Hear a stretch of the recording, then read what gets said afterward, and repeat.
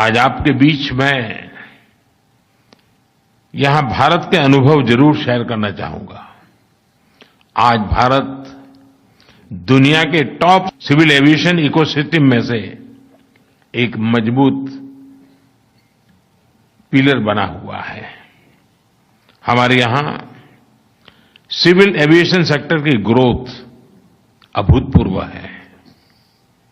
सिर्फ एक दशक में भारत ने बहुत बड़ा ट्रांसफॉर्मेशन करके दिखाया है। इन वर्षों में भारत एविएशन एक्सक्लूसिव से एविएशन इंक्लूसिव के वाला देश बन गया है। क्योंकि एक समय था भारत में एयर ट्रैवल कुछ ही लोगों के लिए एक्सक्लूसिव था। कुछ बड़े शहरों में अच्छी एयर कनेक्टिविटी थी। कुछ बड़े लोग लगातार एयर ट्रैवल का फायदा उठाते थे। कमजोर और मध्यम वर्ग कभी कभार, कभी मजबूरी में कभी ट्रैवल करना पड़ा हो तो जाना हुआ होता है, लेकिन सामान्य उसके जीवन में नहीं था। लेकिन आज भारत में स्थितियां पूरी तरह बदल गई हैं। आज हमारे टियर 2 और टियर 3 सिटीज में भी वहां के नागरिक वहां से उड़ान भर रहे हैं। इसके लिए हमने अनेक इनिशिएटिव लिए हैं, नीतिगत परिवर्तन किए हैं, व्यवस्थाएं विकसित की हैं। मुझे विश्वास है आप भारत की उड़ान स्कीम को जरूर स्टडी करेंगे। रीजनल कनेक्टिविटी की शानदार स्कीम ने भारत में एविएशन को इंक्लूसिव बना दिया है।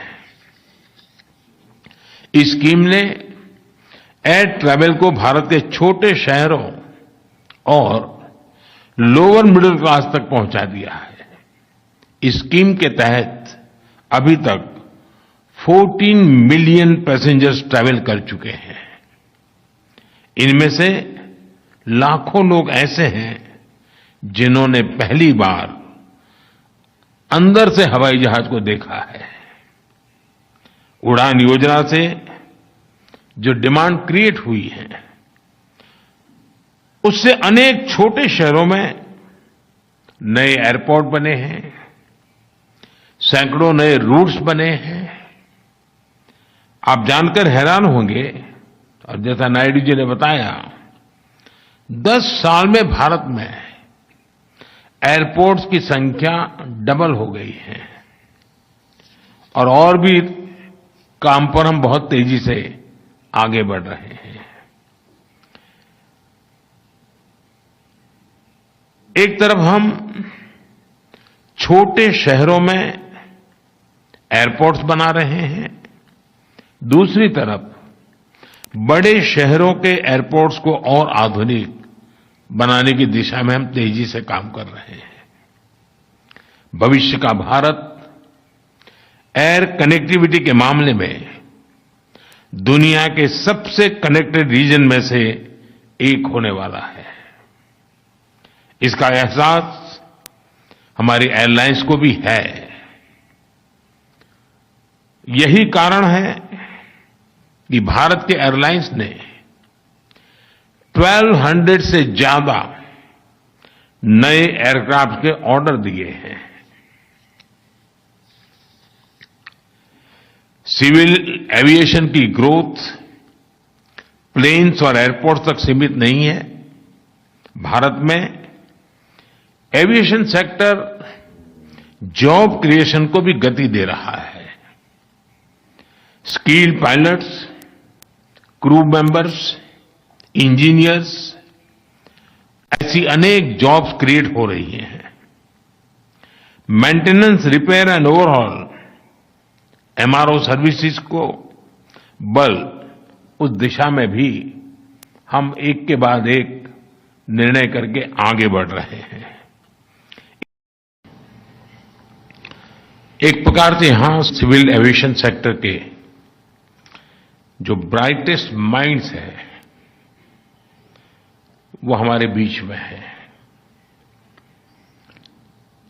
ये हम सभी के कमिटमेंट और एशिया पैसिफिक रीजन के पोटेंशियल दोनों का रिफ्लेक्शन है। इस संगठन को 80 साल की यात्रा पूरी हुई है और 80,000 पेड़ लगाने का, और वो भी मां के नाम पेड़ लगाने का एक बड़ा इनिशिएटिव हमारे मंत्री श्रीमान नायडू जी के मार्गदर्शन में और नेतृत्व में किया गया। लेकिन मैं एक और विषय की तरफ आपका ध्यान आकर्षित करना चाहूंगा। हमारे देश में व्यक्ति के जीवन में जब 80 साल होते हैं तो वो एक सेलिब्रेशन अलग प्रकार का होता है। और हमारे यहाँ ये हमारे पूर्वजों ने जो कुछ भी गिनती की है, उनका कहना है कि जब 80 साल होते हैं तो 1000 फुल मून देखने का उसे अवसर मिला होता है। मतलब कि हमारे सेक्टर की संगठन ने भी 1000 फुल मून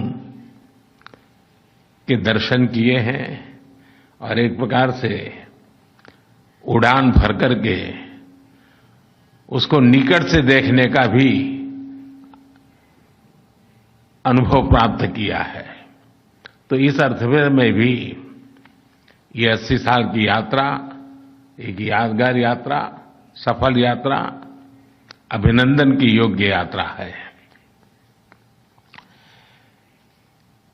साथियों, इस जो ग्रोथ हो रहा है, इसमें सिविल एविएशन का एक बहुत बड़ा रोल है। भारत की जो फास्टेस्ट ग्रोइंग इकोनॉमी बनी है, उन सभी सेक्टर्स में से एक हमारा एविएशन सेक्टर भी है। हम लोगों को, कल्चर को, प्रॉस्पेरिटी को कनेक्ट करने का एक काम इस क्षेत्र के माध्यम से कर रहे हैं। 4 बिलियन लोग, तेजी से बढ़ता मिडिल क्लास और उसके कारण बढ़ती हुई डिमांड, ये अपने आप में एक बहुत बड़ा ड्राइविंग फोर्स है इस सेक्टर के विकास का।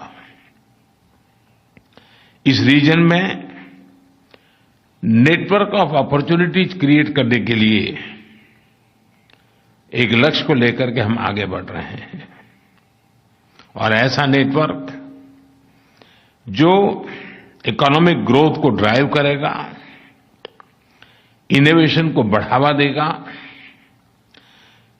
पीस प्रॉस्पेरिटी को मजबूती देगा। एविएशन के फ्यूचर को शेप करना हमारा शेयर्ड कमिटमेंट है। यहां सिविल एविएशन से जुड़ी अपॉर्चुनिटीज पर आप सबने गंभीरता से मंथन किया है। आप सभी के प्रयासों से दिल्ली डिक्लेरेशन आज हमारे सामने है। ये डिक्लेरेशन रीजनल कनेक्टिविटी, इनोवेशन और एविएशन में सस्टेनेबल ग्रोथ के हमारे संकल्प को आगे बढ़ाएगा। मुझे भरोसा कि हर पॉइंट पर तेजी से एक्शन होगा। ये डिक्लेरेशन को हम जमीन पर उतार पाएंगे और एक सामूहिक शक्ति से नई ऊंचाइयों को हम पार करेंगे। एशिया पैसिफिक रीजन में हमें एविएशन कनेक्टिविटी को बढ़ाने के लिए हमें नॉलेज, एक्सपर्टाइज, रिसोर्सेज हम सबके बीच में शेयर करने से शायद हमारी ताकत और ज्यादा बढ़ेगी। हमें इंफ्रास्ट्रक्चर में भी और अधिक इन्वेस्टमेंट की जरूरत रहेगी और उसको भी सभी संबंधित देशों में स्वाभाविक प्राथमिकता रहनी होगी। लेकिन सिर्फ इंफ्रास्ट्रक्चर से काम होना नहीं है। स्किल मैन पावर और अपग्रेडेड टेक्नोलॉजी की निरंतर प्रक्रिया ये उसके विकास के लिए अहम होती हैं और वो भी मुझे लगता है कि हमारा एक प्रकार का दूसरा इन्वेस्टमेंट होगा। हमारा लक्ष्य एयर ट्रैवल को सामान्य से नागरिक तक पहुंचाने का है। हमें एयर ट्रैवल को सेफ, एफोर्डेबल और सबके लिए एक्सेसिबल बनाना है और इसके लिए मुझे विश्वास है कि हमारा ये डिक्लेरेशन और हमारे सामूहिक प्रयास और हमारे इतने लंबे समय का अनुभव हमें बहुत काम आने वाला है। फ्रेंड्स,